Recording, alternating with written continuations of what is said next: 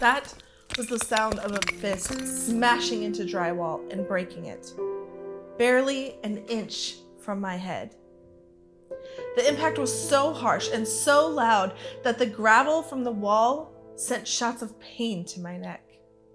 To a greater extent, it hurt me inside as I stared in disbelief at the man I loved, or thought I loved. His physical assaults were followed by verbal ones, and each word hurt more than the punch would have. His horrible, hurtful, humiliating words evoked a feeling inside me that I never knew existed: bitterness. Having been brought up as a conservative Christian, I was taught to believe that love was the most powerful emotion. But that day, my belief in love was challenged. As much as I grew to fear my ex-husband for that day and many other days that followed, I despised myself even more for investing in a toxic relationship. I was disgusted for allowing someone to rob me of my happiness and tell me how to feel. I kicked myself for allowing my dreams to be held hostage by a narcissistic maniac. Above all, I hated myself for letting myself be emotionally drained.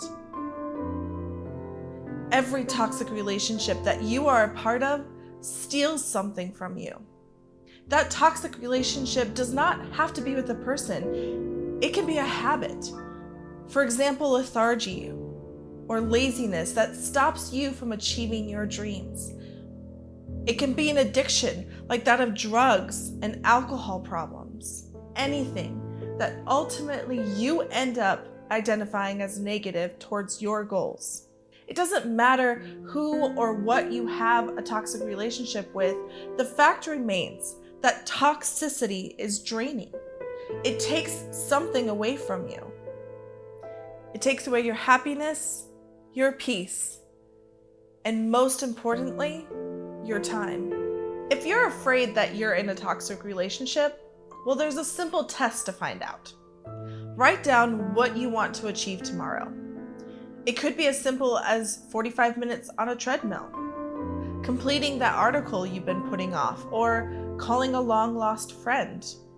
Next, start documenting what you are doing now until the end of the day.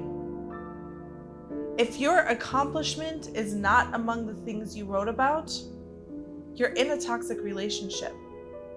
You spent a day of your life not accomplishing something that you decided the previous day.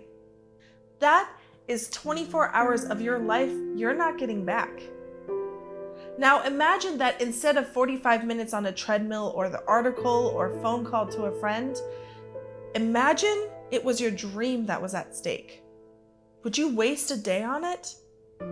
Are you not already wasting time and resources by not pursuing your dreams? Is it not high time you got rid of these toxic components? Unfortunately, for many people, the mere recognition that they are in a toxic relationship is in itself a big challenge. Often, a toxic relationship comes in the form of a false sense of emotional security. Sometimes we focus on maintaining a sense of status quo, where people do not want a situation to deteriorate beyond whatever it already is. There is the worst form of a toxic relationship: the comfort zone. Each one of these toxic relationships come at a price. The end product, which is wastage. The careless wasting of our most precious commodity, time. The effects are more often than not long-lasting. Many of us go through such relationships, end up regretting that we have wasted our life on a person or an entity that just was not worth it. Today, I ask you not to be that person. I ask you to take the test to see if you are in that toxic relationship.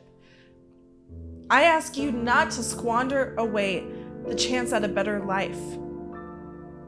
I ask you to take the plunge. It is not easy to take the plunge, but once you recognize that you are in a relationship that is slowly eroding your life, that should be the natural next step. Sure, it's a huge risk, but ask yourself, is it going to be bigger than the risk of you staying put? Is it bigger than the risk to your well-being? Is it bigger than the risk of losing your dream? If not, take the plunge now. It is scary and it will take planning. If I did not take the plunge, no one knows where I would be right now.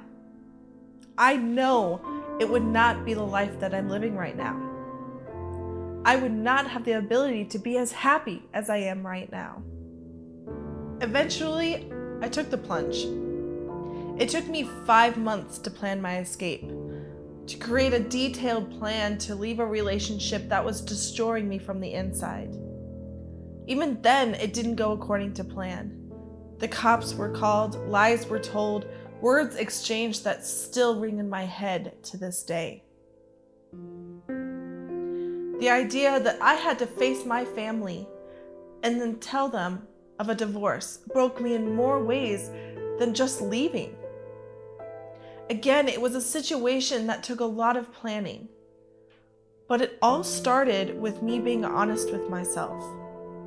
It began with me realizing that I was wasting the person I could be. I do not know what the future holds. To adapt a quote from Edward Teller, when you step into the darkness, that is the unknown. You want to believe that you will either step on solid ground or that you will find wings to fly. My next steps offered me not only a solid ground, but a runway to strut my stuff. As I grow my wings, I urge each one of you out there to purge all the waste from your life, to find your runway to success, and to soar using your newfound wings of hope. Welcome to the Epic Zone. Join me as I embark through this journey of self-discovery and motivation as we enter the Epic Zone.